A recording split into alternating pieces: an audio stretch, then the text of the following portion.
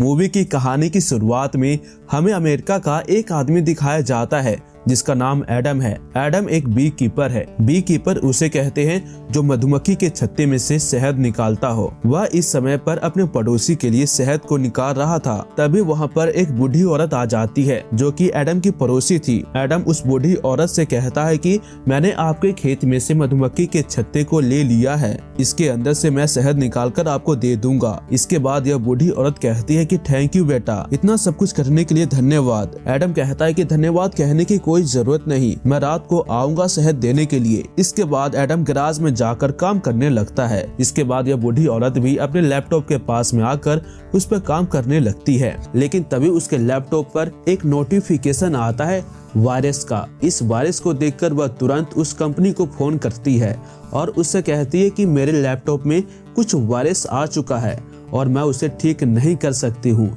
आप इसमें कुछ मदद कर सकते हो। तभी उस कंपनी के लोग कहते हैं कि यह बहुत ही डेंजर वायरस है, इससे आपका पूरा डाटा उड़ सकता है, लेकिन चिंता मत कीजिए, हम इस वायरस को खत्म कर सकते हैं। लेकिन उससे पहले आपको अपने सिस्टम पर एक ऐप को इंस्टॉल करना होगा। जैसे ही वह बूढ़ी औरत उस ऐप को डाउनलोड करती है अपने लैपटॉप में, वैसे ही पूरा कंट्रोल चला जाता है उस कंपनी के वर्कर के हाथ में और उन्हें पता चलता है कि इस बूढ़ी औरत के अकाउंट में पूरे 20 लाख डॉलर है। सबसे पहले वह लोग उस बूढ़ी औरत के अकाउंट में 50,000 डॉलर भेजते हैं और उस बूढ़ी औरत से कहते हैं कि हमारी कंपनी की गलती की वजह से आपके अकाउंट में पूरे 50,000 डॉलर चला जा चुका है, कृपया करके आप इस पैसे को लौटा दें। बूढ़ी औरत जब चेक करती है तो उसे पता चलता है कि सच में 50,000 डॉलर उसके बैंक अकाउंट में आए हैं। बूढ़ी औरत जब उस पैसे को भेजने के लिए लॉगिन होती है, वैसे ही उसका पूरा लैपटॉप हैक हो जाता है। यहाँ पर यह लैपटॉप भी बंद हो चुका था। दूसरी ओर वे लोग बूढ़ी औरत के अकाउंट में से पूरे 20 लाख डॉलर को निकाल कर बहुत ही ज्यादा खुश होने लगते हैं। जब उसका लैपटॉप ऑन हो जाता है तब बूढ़ी औरत अपने अकाउंट में जीरो बैलेंस को देखकर काफी ज्यादा हैरान हो जाती है और उसे पता चल जाता है कि उसके साथ में एक स्कैम हो चुका है। अब रात के टाइम पर एडम उस बूढ़ी औरत के घर आता है शहद देने के लिए और तभी उसे कुछ अजीब लगता है और वह तुरंत अंदर चला जाता है। लेकिन तभी उसके पीछे एक लड़की आकर उसे पकड़ लेती है। यह लड़की कोई और नहीं बल्कि उसी बूढ़ी औरत की बेटी थी और इसका नाम एमा है जो कि एक पुलिस ऑफिसर भी है। यहाँ पर एमा अपनी माँ को देखती है जो कि अब मर चुकी थी। यह सब देखकर उसे शक होता है एडम के ऊपर क्योंकि उसके हाथ में एक चाकू था। जब ये दोनों बाहर आते हैं तो कुछ पुलिस वाले एमा को समझाने की कोशिश करते हैं कि एडम ऐसा नहीं कर सकता, वह बहुत ही अच्छा इंसान है और शायद तुम्हारी माँ ने खुदकुशी की होगी। एमा कहती है कि मेरी माँ खुदकुशी नहीं कर सकती, वह हमेशा दूसरों के लिए जीती है और मैंने एडम के हाथ में चाकू को देखा है, इसलिए मुझे उसके ऊपर शक है। एमा एडम से पूछती है कि तुम मेरे घर पर क्यों आए थे। एडम बताता है कि मैं तुम्हारे घर पर तुम्हारी माँ को शहद देने के लिए आया था। एमा खेत में आती है जहाँ पर उसे शहद निकालने वाली मशीन दिखाई देते हैं। वह अपनी माँ के लैपटॉप को भी चेक करती है जहाँ पर जीरो बैलेंस शो कर रहा था। इसी से एमा समझ जाती है कि उसकी माँ के साथ में स्कैम हुआ है। इन सारी चीजों को देखकर उसे अब एडम के ऊपर यकीन हो गया था कि वह सच कह रहा है। इसलिए एमा अगले दिन एडम के पास में जाकर उससे माफी मांगती है और उससे कहती है कि मुझे माफ कर दो कि मैंने तुम्हारे ऊपर शक किया। इसके बाद एमा एडम को अपने घर पर बुलाती है और उससे पूछती है कि क्या मेरी माँ ने तुम्हें कभी बताया कि उनके साथ में एक स्कैम हो गया है। एडम कहता है कि तुम्हारी माँ ने तो ऐसा मुझे कुछ भी नहीं कहा, लेकिन तुम्हारी माँ काफी ज्यादा अच्छी है और ऐसे अच्छे लोग इस दुनिया में बहुत ही कम है। एमा एडम को बताती है कि मेरी माँ के साथ ओम नाम के कंपनी ने फ्रॉड किया है। इसके बाद एडम एक जगह पर फोन कर उस बूढ़ी औरत के बारे में सब कुछ बता देता है कि उसके साथ में कैसे स्कैम हुआ। जिसके बाद वह उससे कहता है कि मुझे उस कंपनी का एड्रेस चाहिए। तब वह लोग उस कंपनी का एड्रेस भी उसे दे देते हैं। अगले दिन एडम उस कंपनी के एड्रेस में चला जाता है लेकिन वहाँ के गार्ड उसे अंदर जाने नहीं दे रहे थे। लेकिन एडम उन्हें पीट कर किसी तरह से उस कंपनी के अंदर में चला जाता है, जहाँ पर काफी सारे लोग एक जगह पर बैठकर स्कैम कर रहे थे लोगों के साथ। एडम इन सभी को कुछ कहने की कोशिश करता है, लेकिन यह लोग एडम की बातों पर ध्यान नहीं देते। जिसके बाद एडम एक बंदे को पकड़कर उसे पीट कर इन्हें कहता है कि अगर तुम आज के बाद इस जगह पर आए और किसी के साथ में ऐसा स्कैम किया तो मैं तुम्हें नहीं छोड़ूंगा। इसके बाद वहाँ पर वही वर्कर आ जाता है जिसने उस बुढ़ी औरत के साथ में स्कैम किया था। उसके साथ में कुछ गुंडे भी होते हैं।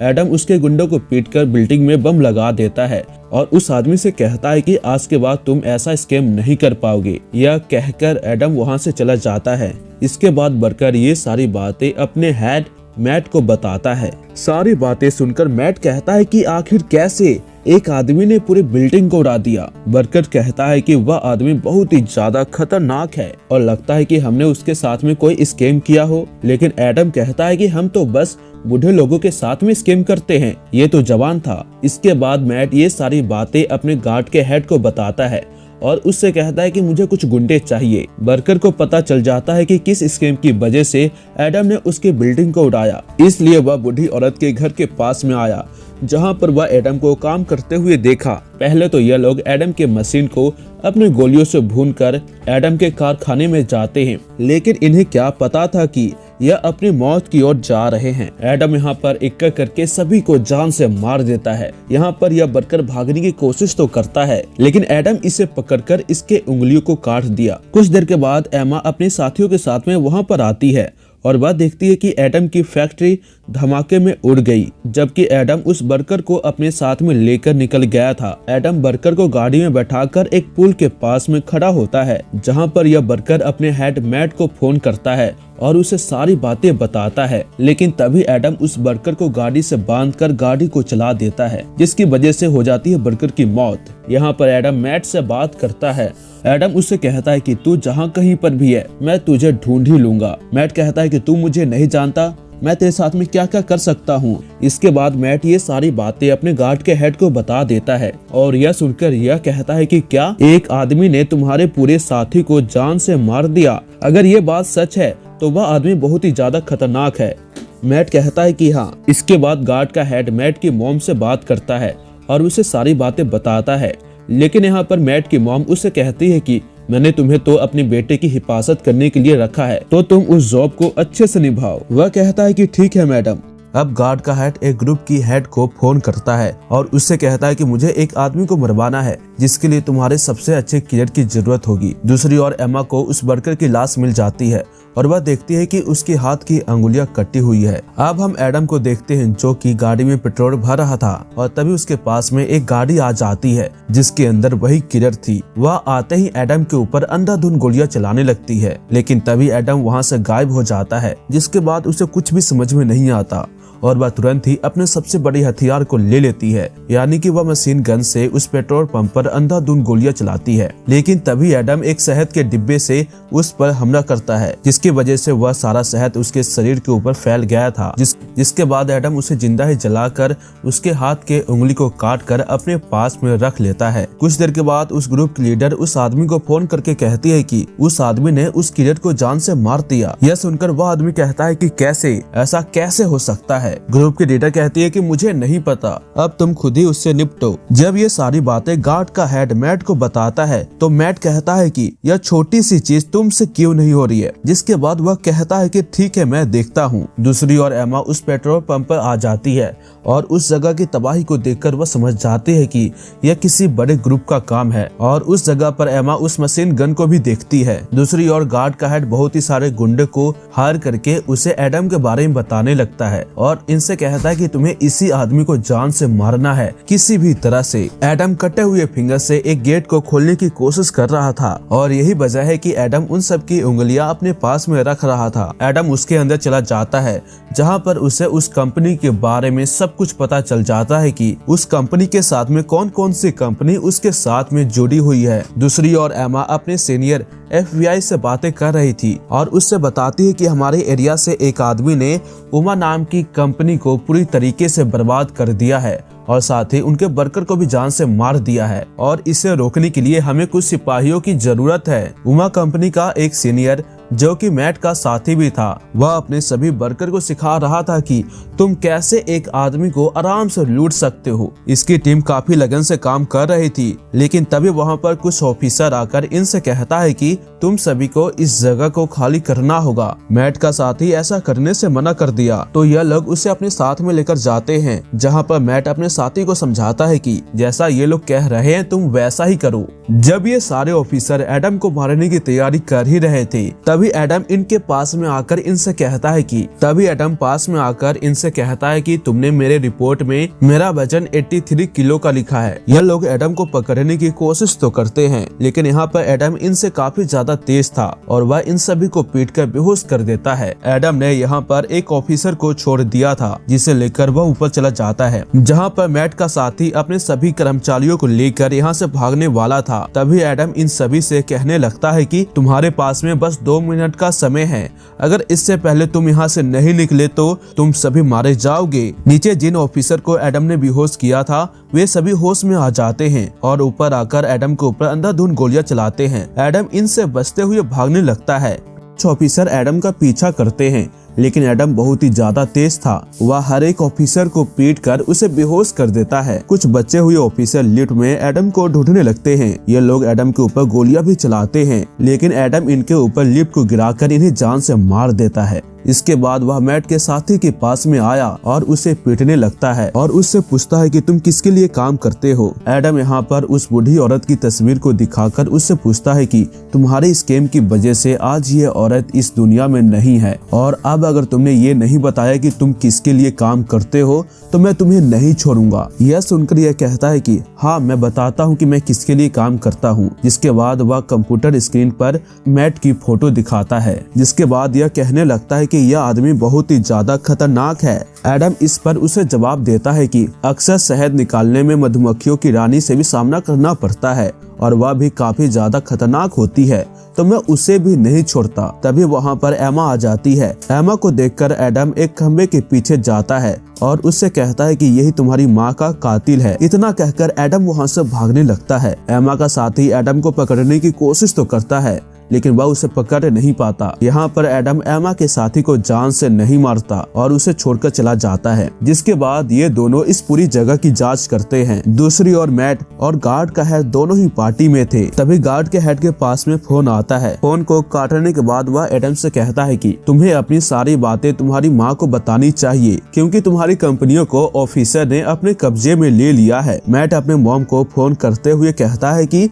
मेरे कंपनी में कुछ लफड़ा हो गया है। यह सुनकर उसकी मॉम कहती है कि तुम मुझे सारी बातें बताओ, फिर देखते हूँ कि क्या करना है। दूसरी ओर एमा अपने SBI ऑफिसर को बता रही थी कि यह सब कुछ एडम ने किया है। अब एडम मैट को पकड़ने के लिए जा रहा है, क्योंकि उसे पता चल चुका है कि उसी की कंपनी सारी कंपनियों को चलाता है जो कि फ्रॉड करते हैं और इस काम में मैट के साथ उसकी माँ भी दे रही है। पर उसकी माँ को यह नहीं पता कि उसका बेटा कैसे मासूम लोगों से पैसे लूटता है और यह सारी जानकारी अभी तक हम तीनों को पता है। तभी SBI का ऑफिसर कहता है कि ये जानकारी यहीं तक सीमित होनी चाहिए, बाहर किसी को भी पता नहीं चलना चाहिए। एमा कहती है कि मुझे एडम को रोकने के लिए कुछ ऑफिसर चाहिए। जिसके बाद FBI ऑफिसर उसे कहता है कि तुम्हें जितने भी ऑफिसर की जरूरत है तुम उसे ले लो। इसके बाद एमा और उसकी पूरी टीम व्हाइट हाउस की सिक्योरिटी को टाइट करने में लग जाते हैं। यहाँ पर गार्ड के हेड ने एक खतरनाक किलर को भी बुलाया था, जो गार्ड के हेड को कहता है कि मेरे होते हुए तुम्हें चिंता करने की कोई जरूरत नहीं। कुछ देर के बाद मैट की मॉम भी आ जाती है। दूसरी ओर हम यह देखते हैं कि वहाँ की सिक्योरिटी काफी ज्यादा टाइट है। हर एक गाड़ी को अच्छी तरीके से चेक करके अंदर लेकर आ रहे थे। जब एक ट्रक एक जगह पर रुकती है, तभी एडम गटर से निकलकर गाड़ी के नीचे छिप जाता है। जब ट्रक के नीचे चेक किया गया तो एडम उस ऑफिसर को जान से मारकर उसकी ड्रेस को पहन लेता है। अब एडम इन सारे ऑफिसर के साथ में मिलकर चुपके से एक गाड़ी में बम लगाता है। जिसके बाद वह अपने कपड़े को चेंज कर वापिस से अपने लुक में आ गया। एडम व्हाइट हाउस के अंदर चला जाता है, जहाँ पर एक पार्टी हो रही थी। यहाँ पर एडम गार्ड के हेड को भी देखा। तभी यहाँ पर एमा एडम को भी देख लेती है, इसलिए सारे के सारे ऑफिसर एडम के पीछे आ गए।